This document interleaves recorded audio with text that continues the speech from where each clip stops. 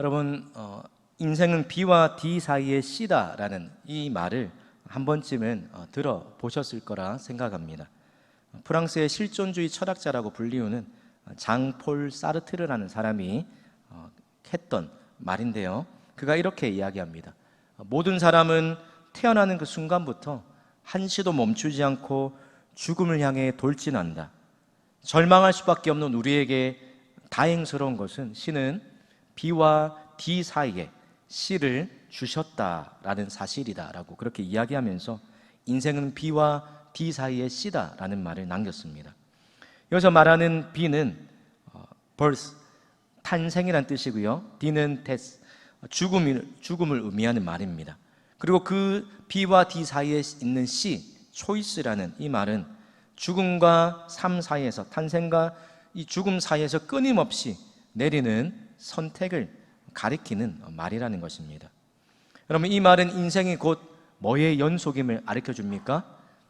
선택의 끝없는 선택의 연속이다라는 사실을 너무나도 명확하게 떠올리게 해준다는 겁니다. 여러분, 우리는 수많은 선택을 하면서 하루를 살아갑니다. 크고 작은 일들을 하면서 하루하루를 살아가게 됩니다. 여러분, 왜 선택을 잘하는 게 중요할까요? 우리가 내리는 선택 중에서 어떤 것은 그렇지 않을지 모르지만 또 어떤 선택은 우리가 어떤 학교를 졸업하고 어떤 전공을 가지고 어떤 직업과 어떤 배우자를 택하느냐, 이런 선택과 같은 모습들은 때로는 우리의 평생을 좌우할 수도 있는 그런 중요한 선택이기 때문입니다. 우리의 순간의 선택에 따라서 한 사람의 삶의 방향과 결과가 달라지기 때문이라는 것입니다. 오늘 그런 모습을 잘 보여주는 예가 오늘 본문에 나오는 두 사람의 모습인데요, 바로 아브라함과 롯의 이야기입니다. 성도 여러분, 누구나 우리가 다 지혜롭고 바른 선택, 하나님이 기뻐하시는 선택을 하기 원하지만, 그런데 어리석게도 후회스러운 선택을 하고 마는 이유가 있다면 그것이 무엇 때문일까요? 우리가 인생에 있어서 선택이 이렇게 중요하다는 사실은 너무나도 잘 알고 있지만, 그렇다면 이 사실을 기억하면서 선택을 잘 내리기 위해서 우리가 무엇을 선택의 기준으로 삼아야 될까? 이 질문이 오늘 함께 말씀을 살펴보면서 던지는 중요한 핵심 질문입니다. 오늘 함께 읽은 말씀 속에서 아브라함의 모습을 자세히 살펴보면 그 기준, 선택의 기준과 또 아브라함이 어떤 모습으로 살았는지 그 비결과 답을 발견할 수 있습니다. 두 사람의 이 모습을, 대조적인 모습을 살펴보기 전에 우리가 먼저 첫 번째로 기억할 것이 있습니다. 저를 한번 따라해 주겠습니까? 끝까지 하나님 편에 서기로 선택해야 합니다. 오늘 본문은 이렇게 시작이 됩니다. 화면 한번 보십시오. 1절과 2절입니다. 아브라함이 애굽에서 그와 그의 아내와 모든 소유와 롯과 함께 네겝으로 올라가니 아브라함에게 가축과 은과 금이 풍부하였더라. 또 5절에 보니까 아브라함뿐만 아니라 그와 함께 했던 일행 조카 롯에게도 양과 소와 또 장막이 있었다라고 이야기합니다. 여러분, 그런데 이런 상황 속에서 전혀 문제가 될 것 같지 않은 이 상황 속에서 문제가 발생했습니다. 아브라함과 롯의 목자들 사이에 다툼이 일어난 것입니다. 왜 이런 다툼이 일어났습니까? 그 땅이 두 사람이 함께 거하지 못할 만큼 넉넉하지 못했고, 그래서 아브라함과 롯의 소유가 많아졌기 때문이라고 그렇게 성경이 기록합니다.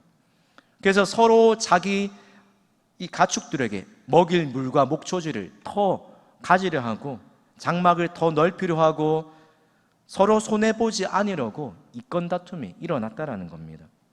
여러분, 우리가 먹고 살기가 어려우면 먹고 사는데 정신이 없기 때문에 오히려 이런 관계적인 어려움은 다소 조금 그런 스트레스는 덜 받게 되는 것 같습니다.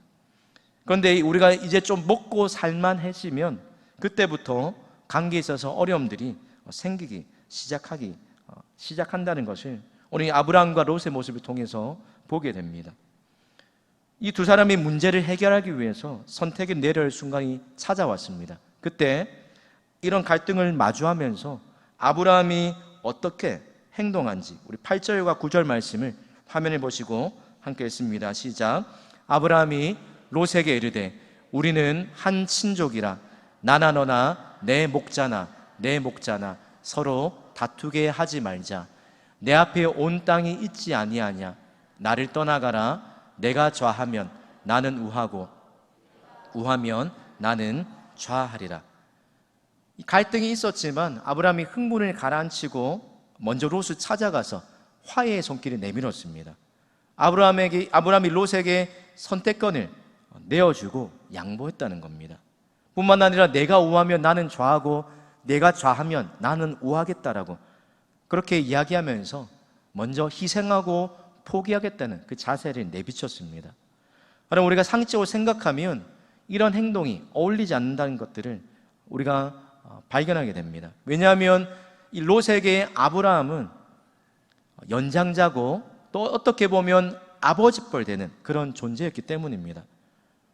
그래서 따지고 보면 아브라함 때문에 또 복을 받았기 때문에 그러면 롯이 먼저 가서 아브라함에게 사과를 하고 또 화해의 손을 내밀고 아브라함보다 나중에 선택의 여지를 가지는 것이 이치에 맞아 보입니다. 그런데도 아브라함이 전혀 반대로 행동했다는 것입니다. 그럼 아브라함이 왜 이렇게 했을까? 또 어떻게 그럴 수 있었을까? 여러분, 아브라함의 선택의 기준이 달라졌기 때문이라는 것입니다. 아브라함의 선택의 기준이 달라진 계기가 있는데 한 장 앞장을 넘겨보시면 창세기 12장에서 아브라함이 애굽에서 경험했던 그 애굽의 실패의 경험을 통해서 아브라함의 선택의 기준이 달라지게 되었다는 것입니다. 아브라함이 애굽에서 경험했던 그 한 가지 교훈이 아브라함의 평생 그의 가슴에 남아 있었기 때문입니다. 아브라함이 애굽에 그가 있던 고향에 그가 있던 땅에 기근이 들자 흉년을 피하려고 애굽으로 그렇게 이주하게 되었습니다. 하나님의 말씀이 아니라 인간적인 판단과 계산과 선택을 내리면서 그렇게 이동했다는 것입니다. 여러분, 이런 아브라함의 모습 때문에 아브라함의 이 선택 때문에 자칫 잘못하면 큰 재앙이 일어날 수 있는 일이 애굽에서 벌어졌습니다. 여러분, 아브라함이 생각하기에는 자신이 내린 이 선택이 지혜롭고 현명하고 또 상식적인 선택이라고 생각했지만 결과는 정반대였다는 것입니다. 위기를 벗어나라고 했던 그 행동이 오히려 자신에게 불리한 행동이 되었습니다.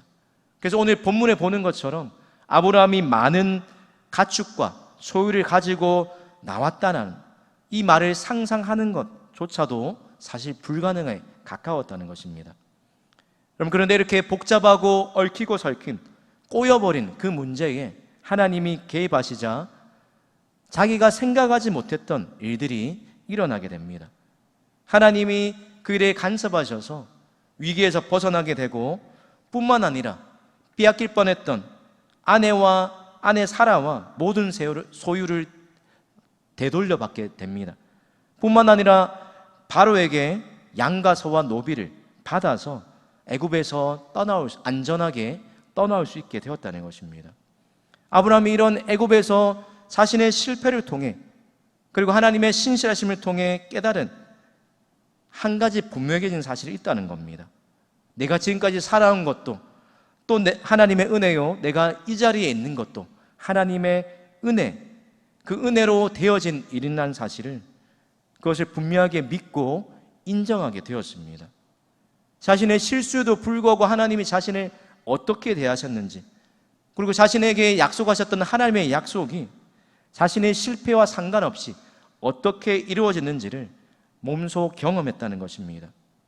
인간적인 지혜와 방법으로 선택했을 때는 실수하고 실패할 수밖에 없었지만 하나님의 약속과 말씀은 전혀 실수가 없고 실패가 없다는 사실을 그가 애굽에서의 경험을 통해 체득하게 된 것입니다. 바로 이 경험이 아브라함의 삶에 있어서 믿음의 분기점이 되었습니다. 그러자 아브라함의 선택의 기준이 달라지게 되었다는 겁니다. 여러분, 이 12장과 13장을 비교해서 아브라함의 모습을 보면 선택의 방향과 기준이 확연하게 달라지는 것을 우리가 보게 됩니다. 전에는 기근을 피해서 내가 좀 더 손해를 덜 보고 또 나에게 이익이 되는 것이 그런 기준의 방향이고 목표였다면, 이제는 더 이상 안정이 목표가 아니라, 그것이 기준이 아니라, 또 그래서 기득권을 포기하고 하나님의 약속을 따라 살 수 있는 그 모습으로 아브라함의 선택의 기준이 전혀 180도로 변화하게 되었다는 것입니다. 여러분, 선택의 기준이 바뀌고 나니까 하나님의 안목으로 상황을 바라볼 여유가 생겼습니다. 그래서 자신에게 불리할 수 있는 이 상황 앞에서도 오히려 관대하게 롯에게 양보하고 다툼 없이 갈등을 믿음으로 해결해 나가더라는 것입니다. 사랑하는 성도 여러분, 우리의 믿음은 눈으로 보이지 않습니다. 여러분, 눈으로 보이지 않는 우리의 믿음을 무엇으로 그렇다면 증명할 수 있습니까? 눈으로 보이지 않는 우리의 믿음이 어떻게 드러나고 검증이 될까요? 바로 오늘 설교의 제목처럼 믿음은 우리가 내리는 선택을 통해서, 우리의 선택을 통해서 우리의 믿음이 증명된다는 것입니다. 순간순간 우리가 어떤 선택을 내리고 어떻게 행동하고 무엇을 선택한지를 보게 되면 그 사람의 믿음이 어떠한지를 가늠해 볼 수 있는 기준이 된다는 겁니다. 오늘 아브라함이 아내를 누이라고까지 속이면서까지 자기 아니만 생각하던 그 모습에서 축복을 나눠주고 흘러보내는 그 축복의 통로와 믿음의 조상으로 변화되게 되는 이 첫 출발점이 오늘 이 롯과의 이별 장면 속에 나타난 그의 선택을 통해서였다라는 것입니다. 하나님의 부르심을 받고 이제 막 믿음의 걸음마를 떼어가면서 아브라함을 부르신 하나님의 그 목표, 믿음의 조상이라는 그 지점까지 자라갈 때까지 하나님이 계속해서 아브라함의 선택의 기준과 방향을 바꾸게 하시더라는 것입니다. 사랑하는 성도 여러분, 아브라함처럼 우리의 믿음이 분명해지면 다른 선택의 기준을 가지고 다른 선택을 하면서 살아가게 됩니다.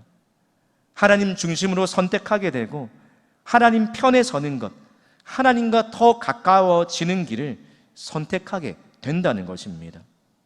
저 여러분도 아브라함처럼 인간적인 눈으로 볼 때 조금은 아쉬움이 남는 그런 여지가 남아 있을지 모르지만 결국에는 또 끝까지 하나님의 약속과 믿음이 있는, 또 말씀이 있는 그곳에 머물기로 선택하시기를 바랍니다. 오늘 그런데 이 아브라함의 모습과 다르게 롯의 모습을 한번 보십시오. 출발은 똑같았습니다. 12장에 보면 하나님의 부름을 받고 아브라함과 또 롯도 말씀을 따라 출발했다고 이야기합니다. 그리고 애굽에서 경험했던, 그 아브라함이 경험했던 하나님의 은혜도 이 롯 또한 동시에 곁에서 지켜보면서 함께 경험하게 되었습니다. 이런 놀라운 일을 경험했지만 그런데 결정적인 순간에 롯이 달라지지 않았습니다. 왜냐하면 아브라함과 다른 기준으로 그가 선택하면서 살았기 때문이라는 것입니다. 여러분, 롯의 선택의 기준이 무엇인가? 10절과 11절 말씀을 보십시오. 10절과 11절 말씀을 우리 화면에 보시고 함께 읽습니다. 시작. 이에 롯이 눈을 들어 요단 지역을 바라본즉 소알까지 온 땅에 물이 넉넉하니 여호와께서 소돔과 고모라를 멸하시기 전이었으므로, 그러므로 롯이 요단 온 지역을 택하고 동으로 옮기니. 그럼 롯의 선택의 기준이 무엇인지 노란색으로 표시해 놓은 그 부분에 너무나 잘 나와 있습니다. 롯에게 선택의 기준은 경제적인 이득, 또 자신이 어떻게 하면 성공을 가져다주고 행복을 가져다 줄 수 있는지, 그것이 그의 삶의 모든 선택의 기준이요, 또 그러기 위해서 눈앞에 펼쳐지는 조건을 아주 중요하게 생각했습니다. 세속적인 잣대로 자기 눈에 좋아 보이면 그것이 모든 선택의 기준이었다는 것입니다. 그래서 결국 탐욕에 눈이 멀어서 소돔까지 장막을 점점 더 넓혀가게 됩니다. 여러분, 이때까지만 해도 자기 선택이 옳았다라고 롯이 그렇게 생각했을 것입니다. 그런데 안타깝게도 우리가 너무나도 잘 알고 있는 롯의 결말처럼 그의 선택이 그뿐만 아니라 그의 가족과 그와 함께했던 사람들 모두까지도 망하게 만드는 그런 비참함의 시작이 되고 말았습니다. 그럼 처음에는 너무나도 비옥하고 좋아 보이는 땅이었지만, 그러나 그곳이 나중에는 하나님의 진노로 유황불이 떨어지는 그런 곳이 되고 말았다는 것입니다. 성도 여러분, 우리가 당장 눈에 좋아 보이는 것보다 하나님의 약속을 따라 선택하는 것이 복된 길이라는 사실을 기억하시기를 바랍니다. 수시로 변하고 또 영원하지 못할 그런 상대적인 가치가 아니라 영원히 변하지 아니하는 절대적인 가치를 따라 선택하는 성도, 끝까지 하나님 편에 따라 서는 쪽을 택하며 살아가시는 저와 우리 모든 성도님들 되시기를 주님의 이름으로 축복합니다. 오늘 롯이 떠난 이후에 아브라함에게 찾아오신 하나님의 말씀을 통해서, 이 하나님의 모습을 통해서, 그렇다면 하나님이 기뻐하시는 선택을 하면서 살기를 원하는 성도가 기억해야 할 두 번째 영적인 진리가 있습니다. 바로 그것은 하나님을 선택한 자에게 하나님이 약속하신 미래가 있다라는 사실을 기억하면서 사는 것입니다. 여러분, 롯이 아브라함보다 더 지혜롭고 더 경제적인, 더 나아 보이는 선택을 한 것처럼 그렇게 보이고 떠났을 때 아브라함은 여전히 기근이 있는 그 황무지 같은 가나안 땅에 초라하게 남아 있었습니다. 그런데 여러분, 결말이 오늘 어떻게 펼쳐집니까? 아무도 없는, 또 너무나 외롭게 혼자 그렇게 내팽겨친 듯한 그런 아브라함에게 하나님이 다시 나타나셔서 이렇게 말씀하십니다. 그럼 화면에 14절부터 17절까지 말씀인데요, 우리 14절부터 17절까지 우리 화면을 보시고 함께 읽겠습니다. 시작. 롯이 아브라함을 떠난 후에 여호와께서 아브라함에게 이르시되 너는 눈을 들어 너 있는 곳에서 북쪽과 남쪽 그리고 동쪽과 서쪽을 바라보라. 보이는 땅을 내가 너와 내 자손에게 주리니 영원히 이르리라. 내가 내 자손이 땅의 티끌 같게 하리니 사람이 땅의 티끌을 능히 셀 수 있을진데 내 자손도 세리라. 그 땅을 종과 행으로 두루 다녀보라. 내가 그것을 내게 주리라. 하나님께서 아브라함에게 찾아오셔서 이전에 아브라함에게 하셨던 그 약속을 다시 한번 확인시켜 주시면서 아브라함을 위로해 주십니다. 비록 롯보다는 겉으로 보기에, 인간적으로 보기에 뒤처지는 선택을 한 것 같았지만, 그러나 하나님께서 나타나셔서 아브라함이 한 선택이 결코 잘못된 선택이요 또 결코 잘못된 길이 아님을 말씀해 주시더라는 것입니다. 그러니 후회하거나 불안해하지 않아도 된다라고 믿음의 확신을 주시고 계십니다. 성도 여러분, 아브라함처럼 우리가 하나님이 기뻐하시는 길을 선택하면서 살아가면, 우리가 지금 당장은 뒤처지는 것 같고 조금은 손해를 보는 것 같이 느껴지지만, 그러나 결론적으로 보면 확실하게 보장된 길이고 그것이 하나님이 축복하시는 길이라는 것입니다. 오늘 롯처럼 우리의 눈이 좋아 보이는 대로 우리가 지롭게 여기는 그 기준으로 선택하면, 그래서 말씀을 따라 살지 않는 것이 어리석고 후회할 만한 선택이라는 것을 오늘 롯의 모습을 통해서 성경은 우리에게 분명하게 보여주고 있습니다. 그래서 잠언 14장 12절의 말씀에 이렇게 이야기합니다. 어떤 길은 사람의 보기에 바르나 필경은 사망의 길이다라고 그렇게 이야기합니다. 여러분, 이 말씀 그대로 롯의 선택과 삶이 이 잠언 14장 12절 말씀 그대로 어떤 길은 사람의 보기에 바르지만 필경은 사망의 길이 있다. 눈앞의 선택, 우리의 눈으로 내린 인간적인 판단과 기준을 가지고 내린 그 선택이 결코 전부가 아니요, 그것이 우리의 삶을 보장해 주지 못한다는 사실을 너무나도 분명하게 보여주고 있는 것입니다.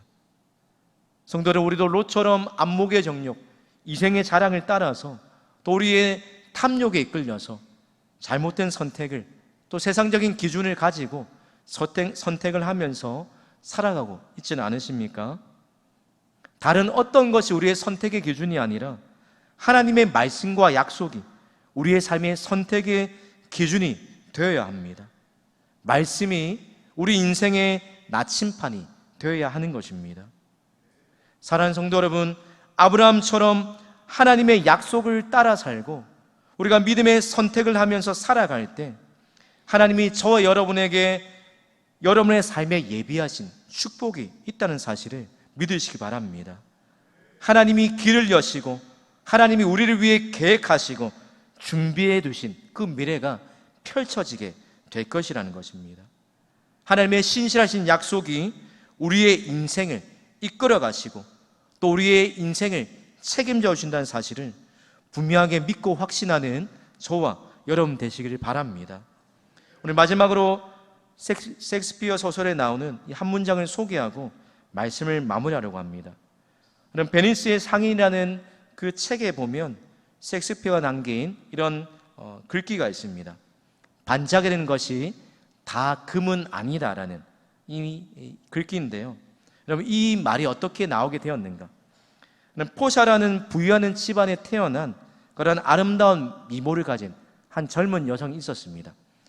근데 그녀의 아버지가 딸에게 유언을 남깁니다. 어떤 유언인가 하니까 이 포샤의 신랑을 구하기 위해서 이 세 가지 함을 준비하는데 이 함 고르기를 통해서 그 딸의 신랑감을 구하라는 것이었습니다. 그래서 이 딸이 아버지의 말대로 결혼 상대자를 고르기 위해서 금, 그리고 은, 납 이 세 가지의 상자를 준비하게 되었습니다. 그리고 그 중 하나에 한 상자에 자신의 초상화가 들어있는데 그것을 고른 사람이 자신의 신랑감이 되는 것이었습니다. 여러분, 이 젊고 또 부유하고 아리따운 이 미모의 여성의 신랑이 되려고 수많은 청년들이 몰렸습니다. 여러분, 그런데 금이나 은이나 이 납 중에서 한 가지를 선택해야 했습니다. 그때 각 상자마다 적혀있는 문구가 있었는데요. 먼저 금으로 된 상자에는 이런 문구가 적혀 있습니다. 나를 선택하는 자는 숱한 사람들이 원하는 것을 얻게 될 것이다. 그리고 은으로 된 상자에는 이런 글귀가 적혀 있습니다. 나를 선택하는 자는 자신의 자격만큼 얻게 될 것이다 라고 적혀 있었습니다. 그리고 마지막으로 납으로 된 상자에는 나를 선택하는 자는 자신이 가진 모든 것을 내주고 걸어야 한다. 한마디로 모험을 해야 한다라는 이 글귀가 적혀 있더라는 것입니다. 그럼 첫 번째 구원자가 모로코의 왕이었는데 그가 금으로 된 함을 열었습니다. 그러자 금으로 된 그 함 속에서 해골과 함께 이렇게 적힌 쪽지가 나왔다고 합니다. 반짝이는 것이 다 금은 아니다. 그대는 이 말을 자주 들었으리라. 수많은 사람들이 내 겉모양에 홀려 그 숱한 생명을 팔았느니라. 금칠한 무덤이 정말 에워싸고 있는 것은 벌레뿐이다. 황금으로 도금된 무덤 속엔 구더기가 우글댄다라는 그런 쪽지가 나왔다라고 합니다. 이렇게 이 사람처럼 대부분의 이 신랑 후보자들이 금 아니면 은으로 된 함을 열었다가 이 포샤라는 이 젊은 아리따운 여성의 배우자가 되는데 실패하고 말았습니다. 여러분, 왜 그렇습니까? 금, 돈의 상징입니다. 그렇기 때문에 모든 것을 내어놓고 무리하게 모험하는 것보다 안전하게 모든 사람이 열망하는 그것을 모든 사람들이 얻고 싶었던 그런 동일한 마음이었기 때문입니다. 그런데 마지막 한 청년의 차례가 되었는데 바사니오라는 청년이 자신의 차례가 되어서 금, 은, 납으로 된 이 상자에서 다른 이 후보자들과 다르게 모든 유혹을 뿌리치고 나서 이 납으로 된 상자에 적혀있는 것처럼 자신의 전부를 내어걸고 모험하는 선택을 하게 되었습니다. 왜냐하면 그가 살아가면서 세상에서 보이는 겉과 속이 전부가 다 일치하지 않다는 사실을 그가 체득해 왔기 때문입니다. 그래서 그가 납으로 된 상자를 열었을 때 그 안에서 그토록 기대했던 그 포샤의 초상화와 함께 이렇게 적힌 축하의 메시지가 적힌 쪽지가 들어있었습니다. 겉모양만 보고 겉모습으로 선택하지 않은 자여, 그대는 운이 좋았다. 잘 선택했도다. 이 운명이 그대 몫이니 만족하라. 그리고 새 운명을 구하지 말라. 여러분, 이런 배경에서 반짝인다고 모두가 다 금이 아니란 이 사실이 나오게 되었습니다. 우리가 잘 아는 유명인들, TV와 책이나 또 이런 곳에서 소개되는 자신의 꿈과 성공에 이른 사람들의 그런 특징을 살펴보면 한 가지 특징이 있는데, 그 특징 중에 하나가 바로 남들과는 다른 선택을 하면서 인생을 걸어갔던 사람들이라는 것입니다. 모두가 다 안정이라는 그 욕구를 추구하면서 안전해 보이는 그 길을 선택하면서 살아가려고 할 때, 어떤 사람들은 다른 사람이 보기에 모험 같아 보이는 그 선택을 하면서 자신이 목표로 했던 그 길을 묵묵히 걸어가더라는 것입니다. 그리고 그것이 결국 다른 사람과 자신의 삶에 차이를 만드는 인생의 비결이었습니다. 여러분, 지금 저와 여러분이 살아가는 모습은 우리가 이전에 내렸던 선택의 결과입니다. 뿐만 아니라 앞으로 살아가게 될 미래 또한 우리가 지금 내리는 크고 작은 선택을 통해서 만들어지게 됩니다. 그럼 그렇다면 어떤 일을 결정할 때 여러분은 무엇을 기준으로 선택하고 살아가고 계십니까? 아브라함과 롯의 출발은 같았지만 오늘 성경을 통해 보는 것처럼 결론은 전혀 다른 방향으로 흘러가고 말았습니다. 여러분, 무엇의 차이입니까? 무엇이 선택의 기준으로 삼았느냐, 그것이 이 두 사람의 결말을 다르게 만들더라는 것입니다. 롯은 반짝이는 금과 같은 지금 당장 눈에 좋아보는 것을 기준으로 선택하면서 살았지만, 그러나 아브라함은 지금 당장은 불리해 보이고 뒤처진 것 같지만 끝까지 하나님 편에 서서 복의 근원이 되신 하나님을 끝까지 선택하는 삶을 기준으로 삼고 살았다는 것입니다. 여러분, 롯처럼 믿지 못한 우리의 육신의 눈, 또 세상적인 가치관을 가지고 선택을 내리고 계십니까? 아니면 아브라함처럼 눈에 보이고 손에 잡히지 않지만 우리의 방법보다, 우리의 지혜보다 더 지혜롭고 확실한, 신실한 하나님의 약속을 따라서, 하나님의 말씀을 따라서 여러분의 삶을, 여러분의 선택을 기준으로 삼고 살아가고 계십니까? 오늘 하나님 보시기에도 선하고 또 기뻐하시는 선택이 무엇인지를 분명하게 점검하고 또 생각하면서 살아가시기를 바랍니다. 여러분, 오늘 이 아브라함과 롯의 이 결말의 대조적인 모습을 보여주면서 미래는 결국 하나님이 지고 계시고 하나님이 우리의 미래를 열어주시는 분이라는 사실을 우리에게 분명하게 확인시켜 주십니다. 내가 하는 것이 아니라 끝까지 믿음으로 하나님의 말씀을 따라 그 약속을 따라 살아가는, 또 믿음으로 선택하며 살아가는 그 사람에게 하나님은 책임져 주신다는 것입니다. 하나님의 약속을 따라 살 때 우리의 생각보다 더 좋은 것, 가장 좋은 것을 예비하시고 또 가장 좋은 길을 예비하시고 인도해 주신다는 것입니다. 오늘 이 아브라함도 롯처럼 처음부터 그렇게 바른 선택을 하면서 살 수 있었던 사람이 아니었습니다. 그런데 그 비결이 있다라면 오늘 본문 처음과 마지막에 나오는 그 한 가지 모습 때문입니다. 바로 하나님 앞에 제단을 쌓은 것, 예배하는 그 인생이었기 때문이라는 것입니다. 그럼 3절과 4절, 18절 말씀을 화면 한번 보십시오. 그가 다시 애굽에서 나올 때도 그를 처음으로 제단을 쌓았던 그곳에서 하나님께 다시 하나님의 이름을 부르고 제단을 쌓습니다.